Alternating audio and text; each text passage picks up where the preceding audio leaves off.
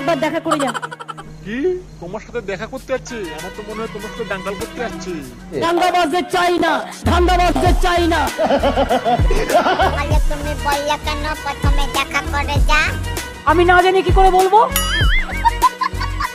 আমি ক্রিমিনাল হলেও আমি তো একটা মানুষ। দিদিমা, বোম্বাদা মনে হয় দাড়ি কাটার সুযোগ পায়নি, কারণ তিনি মেশিনে কিনতে পারেনি। মা ভাই বোনেরা, মেশিন খারাপ হলে পালিয়ে যাবেন না কিন্তু।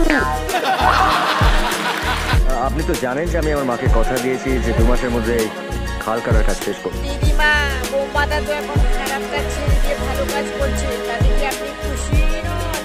লিলি খুব খুশি, কারণ এগুলো আমার স্বপ্নের প্রজেক্ট। দিদিমা কিন্তু ভুল করেছে, আমাকে কাজে যায়নি। কিন্তু ভুল ধরাটা আমার কাজ নয়।